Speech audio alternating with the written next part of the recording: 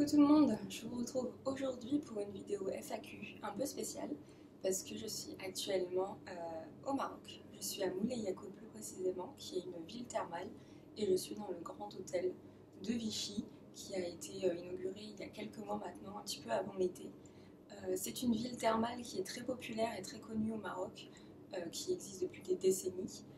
C'est une ville où en fait on vient ici pour se ressourcer, faire la cure thermale classique avec le hammam, les sources d'eau chaude. Moulay Yacoub en fait est un endroit où il y a une source naturelle qui sort à 53, entre 53 et 55 degrés, qui est une eau qui est très soufrée et qui est très bonne pour les problèmes de peau. Ça c'est vraiment le coin le plus connu au niveau des thermes au Maroc. Ici en fait j'y reste 3 jours, donc on y reste 3 jours. On est dans le Vichy Spa Hotel, donc qui est un resort qui est vraiment très luxueux pour le Maroc, qui est très luxueux même pour mes yeux d'européenne. À la base, on ne devait pas du tout être dans cet hôtel. Et en fait, hier soir, on est arrivé dans un hôtel qui, comment dire, les photos ne représentaient pas du tout l'état de l'hôtel. L'hôtel est vraiment en piteux état, abandonné. Je pense qu'en fait, il y a les hôtels qui étaient connus avant sont abandonnés pour ce genre d'hôtel très, très épuré et très luxueux. Et en fait, l'hôtel était vraiment un peu miteux, quoi. Et j'étais pas très très contente quand je suis arrivée. Je me suis dit, bah, les photos ne correspondent pas trop.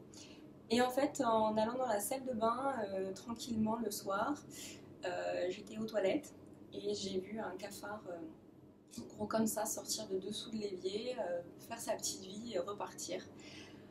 Alors pour certaines personnes, peut-être que ça ne dérange pas, mais comment dire que moi, j'étais pétrifiée, je déteste ça, ce genre d'insectes.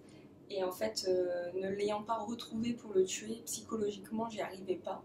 Et en fait, les personnes de l'hôtel n'ont pas trop compris et ont essayé de le retrouver pour le tuer, mais en fait, ça marchait pas. Et donc du coup, je me suis dit, c'est mort, psychologiquement, j'y arriverai pas. Et ils n'ont pas été très très sympas parce que quand on est parti, on leur a dit qu'on voulait partir, du coup on s'est excusé. Et quand on est parti, en fait, ils voulaient nous faire payer la chambre d'hôtel alors qu'on y était resté 2 heures. Donc ça m'a pas trop plu. Donc voilà, bref, nous sommes ici du coup, qui est un très bel hôtel. L'endroit est très très beau, j'aime beaucoup. Mais ce n'est pas le sujet de la vidéo. Je vais du coup vous faire la FAQ que je vous avais prévue. Et je vais m'amuser à vous faire plusieurs questions ici dans cet hôtel. Et après, je vous ferai d'autres questions dans d'autres endroits du Maroc pour que vous découvriez un petit peu différentes choses. Donc c'est parti. Alors, Manu, elle m'a lâché mais plein de questions. Donc je vais commencer par Nana Foxy qui me demande mes origines, ma date de naissance et mon alimentation. Donc mes origines, je suis française, française pure souche, un petit peu de sang belge et polonais de par mes ancêtres. Je suis née dans le nord de la France. Pour beaucoup de personnes, je pense que vous vous en souvenez pas parce que j'ai vraiment beaucoup bougé. Mais je suis picarde. Je suis née à Noyon précisément, près de Compiègne, donc à 1 heure de Paris pour ceux qui ne situent pas. J'y ai passé toute mon enfance et après je suis partie pour faire mes études dans l'est de la France, à Reims, à Nancy. Et ensuite j'ai travaillé 1 an sur Paris pour me retrouver maintenant à Montpellier, qui n'est sûrement pas une ville finale pour moi. Je pense que je vais encore bouger dans la France et peut-être même dans le monde. Je ne me vois pas vieillir en France, mais bon, on verra. Ma date de naissance, je suis née le 10 avril 1989. Je suis une bélier et team années 80, quoi. Même si je suis née en 89, je ne suis pas née dans les années 90 et j'ai grandi dans les années 90. Mon alimentation, elle a un petit peu changé là depuis quelques années quand même. J'essaye d'être de plus en plus, avoir un rythme de vie un peu sain quand même. Et donc du coup, je fais attention à mon alimentation. Donc pas de fast-food, pas de soda, la junk food, tout ça. J'essaye d'en manger de moins en moins et de toute façon, je ne la supporte plus. La dernière fois que j'ai été à Burger King ou à KFC, j'ai été malade. Donc vraiment une alimentation simple, mais après je pourrais en faire une vidéo si vous voulez, surtout que ça a changé depuis quelques semaines parce que maintenant je suis coachée, mais j'en parlerai dans une autre question. Et Jamila, ma petite Jamilou qui me demande quand est-ce que je viens la voir à Troyes. Et j'aimerais faire Noël dans l'est de la France. parce que j'y ai passé beaucoup d'années, 6 ans au total, et c'est pour moi les meilleurs Noëls que j'ai passés, les meilleures fins d'année avec la magie de Noël, la magie des décorations. C'est vraiment l'Est de la France. Quand je suis arrivée dans le Sud de la France et que j'ai vu la tronche des marchés de Noël, j'étais juste mais what? Un marché de Noël couvert dans un gymnase, ça n'existe pas. Pour moi, un marché de Noël, c'est dehors à marcher avec son gros bonnet, sa grosse écharpe, son jus d'orange chaud aux épices ou un chocolat chaud. Mais voilà. Donc ma petite Jamilou, je viendrai bientôt te voir à Troyes, je pense, d'ici la fin de l'année. J'aimerais beaucoup passer la fin de l'année là-haut, et bien sûr que je viendrai te voir. Je ne vais pas aller dans l'Est de la France sans venir te voir, bien entendu. Alors maintenant on va passer à ma petite Miss Magno naturelle qui me demande quel est mon objectif de longueur capillaire. Et ben j'y suis, parce que c'est pour moi 1 mètre de cheveux, donc environ au milieu des fesses. Allez, on va dire en dessous des fesses, vraiment pour le maximum. Ça c'est ma longueur optimale, mais surtout comme je vous ai dit, c'est surtout une qualité de cheveux que je veux avoir. Ça sert à rien d'avoir une longueur de cheveux si c'est pour avoir des fourches sur 30 cm ou 50 cm. Et le but c'est d'avoir vraiment une bonne qualité de cheveux, en plus d'avoir une longueur, c'est quand même mieux. Et d'avoir une bonne masse aussi, parce que les queues de ras à la fin, c'est pas possible. Alors, prochaine question encore de Manu. Alors Manu, elle s'est lâchée, là j'en ai 1, 2, 3, 4, 5 de Manu. Quels sont les youtubeurs naturels ou pas que tu suis?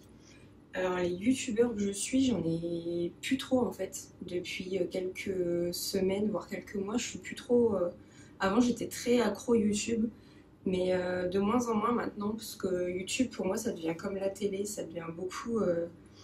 Enfin, on raconte de la merde, et en fait... YouTube est devenu pour moi la télé de l'époque des love stories, des conneries comme ça en fait. Donc youtubeur naturel, à part Audrey, anciennement ma pousse de cheveux qui maintenant est devenue Like a Day, c'est la seule personne je crois que je suis. Je vais regarder en même temps parce que je sais même plus en fait. Après il y a beaucoup de youtubeurs que je suis du Québec ou du Canada, que ce soit Cap Grande Brune ou Cynthia Dulude. Je les aime beaucoup. Des gens qui font des voyages aussi, donc Anil, j'ai Ishiban Japon que je regarde. Il y en a un autre, Jules en Asie, que j'aime beaucoup aussi. C'est des personnes qui voyagent, donc du coup comme ça je suis à travers eux leur voyage. Et après ça va être beaucoup... Ah si, il y a EPP Colline aussi. Pourquoi pas Pauline, et pourquoi pas Colline que je suis comme youtubeuse. Safia aussi, Safia Vendôme. Et après, c'est pas trop des youtubeurs beauté ou autres, c'est plus des sportifs, que ce soit Tristan de Feuillet-Vang, Antoine Fonbonne, Axel Ravinet qui est mon coach, mais ça je vous en reparlerai plus tard. Elsa Makeup, je la suis encore un peu, mais sinon quand je regarde en fait mes abonnements, c'est vrai qu'il y a beaucoup d'abonnements en fait que je les suis plus forcément, et de temps en temps je fais un gros tri et j'enlève les gens qui ne m'intéressent plus ou auxquels je ne suis plus sensible. Et Amélie Barbeau aussi que j'aime beaucoup. J'aime beaucoup les youtubeurs canadiennes, enfin les youtubeuses canadiennes, elles sont très simples en fait. Il n'y a pas comme en France où en ce moment il y a beaucoup, en fait les personnes jouent un rôle, et au fur et à mesure on se détache vraiment de leur vraie personnalité. Donc ça me convient plus du tout. Justine Galis que j'aime beaucoup comme youtubeuse sportive. Et il y a des personnes que je suis vraiment en saut de puce. Donc il y a des personnes que je vais plus du tout suivre, et d'un seul coup je vais regarder 10 vidéos parce que pendant un moment ça m'intéressait plus, et après du coup je laisse un petit peu le temps passer, et après je vais regarder vraiment que ce qui m'intéresse. Ce qui est l'avantage de YouTube, c'est qu'on peut vraiment filtrer et choisir ce qu'on a envie de regarder. La télé c'est pas le cas. J'essaye de trouver mes abonnements, je suis même pas foutue de le faire. Alors... Mais c'est à peu près ce que je vous ai dit, quoi. Je regarde dans mon feed là, et c'est vraiment ça, c'est vraiment les personnes les plus importantes. Ah si, Friendly Beauty, que j'aime beaucoup. J'aime beaucoup Julie, elle a un univers à elle, et j'aime beaucoup cette personne. Vraiment, j'aime beaucoup cette personne, Friendly Beauty, que je suis depuis des années. Et après, voilà, ça va être Rudy Koya, c'est du sport. Il n'y a pas forcément de youtubeuse beauté naturelle que je suis en fait. Ce qui est assez paradoxal, mais quoique non en fait. Je me fais mon propre avis. Quels sont tes comptes Instagram favoris? Oh putain, bah alors là, ma pauvre Manu, je pense qu'il va falloir 2 heures pour que je t'explique vraiment les comptes Instagram. Déjà, j'ai 2 comptes Instagram, je crois que je vous l'avais déjà dit.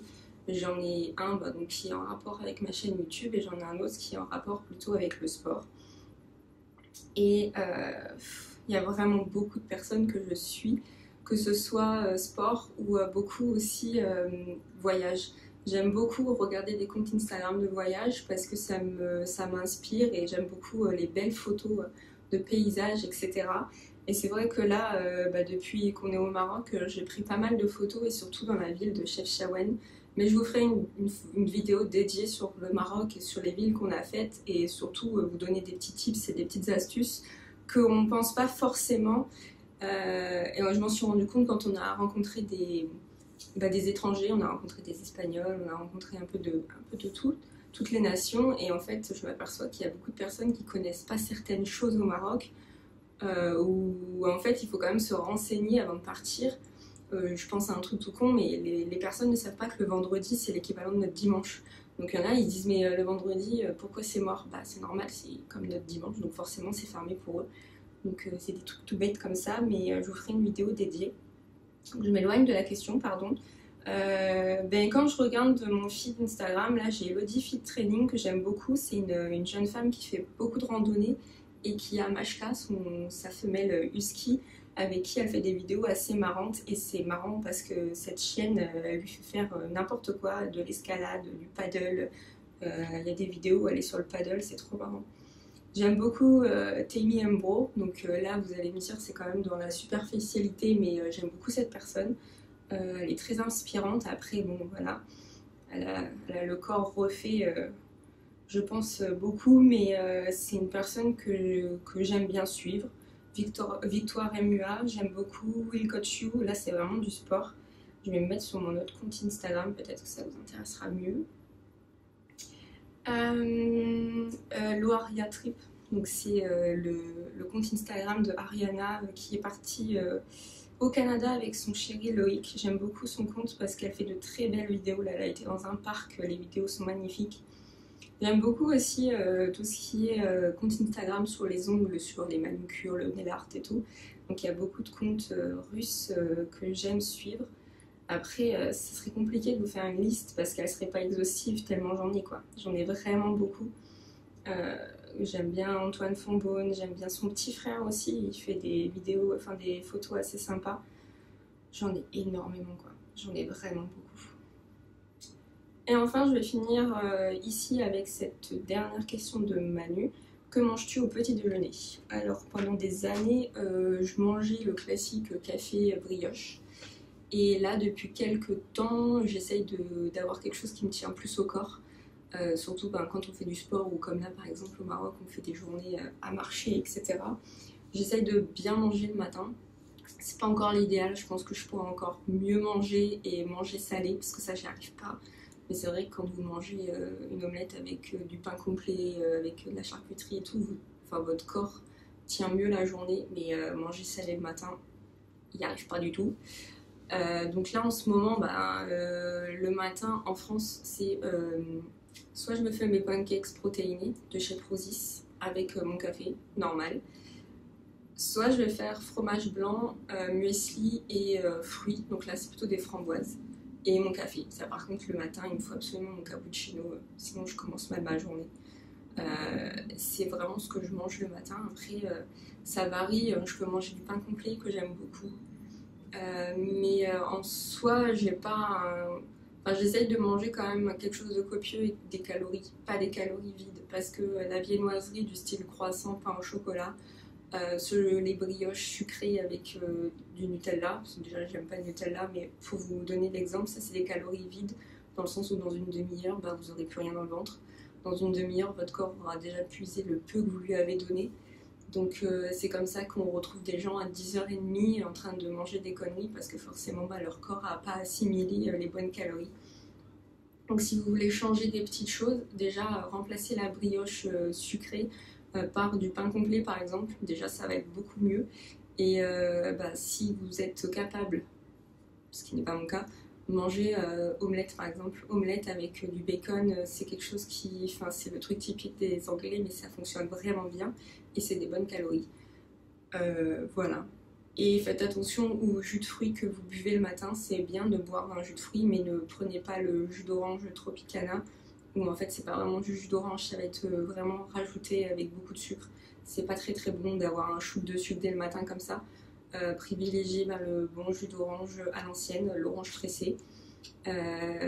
C'est pas forcément rébarbatif, ça prend pas beaucoup de temps, il suffit que vous le préparez, par exemple le week-end vous faites 1 litre de jus d'orange et vous tenez la semaine. Comme moi quand je fais mon lait d'amande, je fais pas mon lait d'amande chaque matin, je le fais le week-end et vous tenez au moins une semaine avec ça. Et pareil pour les pancakes, il y a beaucoup de monde qui me dit que faire les pancakes ce matin ça prend du temps. C'est pas forcément vrai parce que moi je vais prendre mon shaker, je vais mettre la poudre dedans, le lait, je vais shaker, je vais faire les pancakes là tout de suite et en fait ça prend 10 minutes quoi, même pas. Après si vous avez peur vraiment et que vous n'avez pas du tout de temps le matin et que vous êtes à 2 minutes près, vous les préparez la veille au soir et le matin vous les réchauffez ou vous les mangez froid, il n'y a pas de problème. Donc voilà, je pense que j'ai déjà pas mal papoté. Et on se retrouve dans un autre endroit au Maroc pour continuer nos prochaines questions de la FAQ. C'est parti. Alors on se retrouve quelques jours plus tard, maintenant que je suis à Fès. C'est notre dernière journée ici, il est 19h et on va partir demain vers 8h. Et je voulais finir avec vous la FAQ. Parce que vous avez promis que vous ferez la FAQ dans différents endroits. Donc là, je suis sur la terrasse du Riad, où on loge. C'est des endroits super sympas. J'aime beaucoup l'ambiance des Riad et l'ambiance familiale, cocooning en fait. C'est vraiment super agréable. Alors, on en était où? Ah oui, j'avais Nils qui me demandait est-ce que la musculation, ça paye et en combien de temps? Moi je dirais que la musculation, oui, ça paye, mais c'est pas seul en fait. C'est aussi avec l'alimentation, c'est les deux choses les plus importantes. C'est la rigueur et l'alimentation. Ça paye, je dirais, au bout de 9 mois, on commence à voir de réels petits changements. Et pour moi, j'ai vraiment vu des gros changements au bout de 1 an. 1 an en y allant vraiment régulièrement, en étant vraiment sérieux. On me demande aussi si est-ce que je pense parfois à changer de coupe radicale. Changer de coupe radicalement, des fois ça m'arrive parce que c'est vrai que des fois avec la longueur que j'ai, je sais pas trop comment me coiffer. Je sais, des fois ça me dérange, j'ai chaud, comme là ici j'ai eu pas mal de fois assez chaud, donc j'ai fait un chignon où je fais une queue haute avec une natte. Mais ça m'arrive de temps en temps, mais je pense pas que pour l'instant, c'est très très rare. Donc j'aime ma longueur. Par contre, il faudrait vraiment que j'apprenne à coiffer mes cheveux, quoi. Parce que je ne sais pas faire de belles coiffures, de belles nattes, etc. Et c'est vraiment ça, je pense, qui me manque, c'est de savoir bien les coiffer. Parce qu'avec la longueur et la masse que j'ai, je pense que je pourrais faire vraiment pas mal de choses. Alors, ma routine capillaire hors lavage, brossage, coiffure. Attends, je crois qu'il y avait une autre chose à la fin. Qu'est-ce qu'elle m'avait mis? Brossage, coiffure, leave-in, détaché ou attaché. Alors, ma routine capillaire, je me brosse les cheveux le matin et le soir, c'est tout. Leave-in, je sais même pas ce que c'est. Et détaché pour la plupart du temps chez moi et attaché dès que je sors. C'est très très rare que j'ai les cheveux détachés dehors parce que souvent je vais avoir tendance à y toucher ou à me coincer dedans, la fermeture éclair, l'écharpe, le manteau. Donc souvent c'est vraiment à 99% sûr que j'ai les cheveux attachés en queue de cheval haute ou en natte ou en chignon.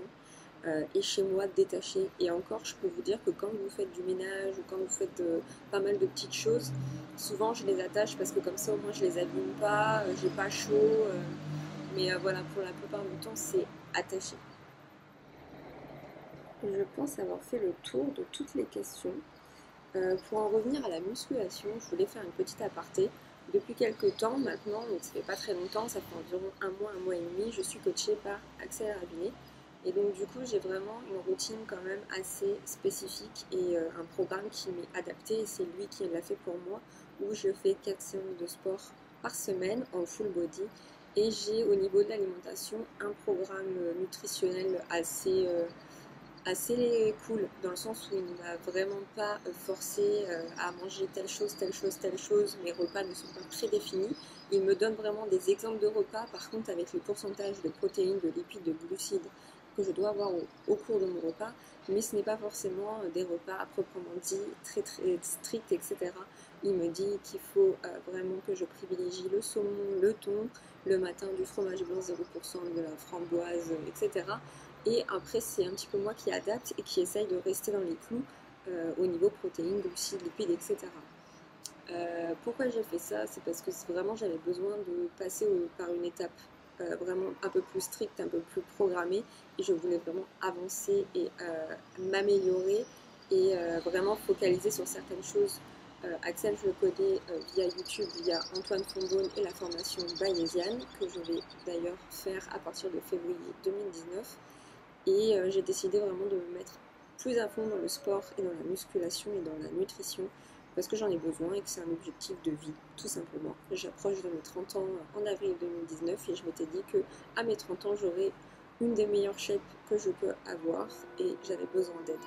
Donc du coup, j'ai demandé à mon petit Axel de m'aider et j'aime beaucoup cette personne, j'aime beaucoup ce qu'il peut transmettre à travers YouTube et les réseaux sociaux et c'est quelqu'un avec qui je m'entends très bien d'autant plus. Donc ça aide parce qu'un coach c'est quand même une part de son intimité, il va falloir lui raconter des choses, lui parler de ses faiblesses, etc. J'ai une cigogne qui vient de passer au-dessus de moi. Les cigognes sont en train de migrer de la France au Maroc, je crois pour l'hiver, et donc du coup j'ai une cigogne qui vient de passer au-dessus de moi. Il y en a beaucoup à Fès en fait. Donc voilà. J'espère que cette FAQ vous aura plu. J'ai essayé un petit peu de faire quelque chose un peu plus exotique et je voulais profiter de mon séjour au Maroc pour faire cette FAQ à différents endroits. J'aurais aimé le faire vraiment à beaucoup plus d'endroits, mais disons que quand vous êtes en vacances, vous n'êtes pas focus sur ce genre de choses. Et là, j'étais tranquillement posée, je me suis dit tiens, je vais faire ça avec vous. Donc voilà, j'espère que ça vous aura plu. Je vous fais d'énormes bisous, on se retrouve en France et à très bientôt dans une prochaine vidéo. Bye tout le monde.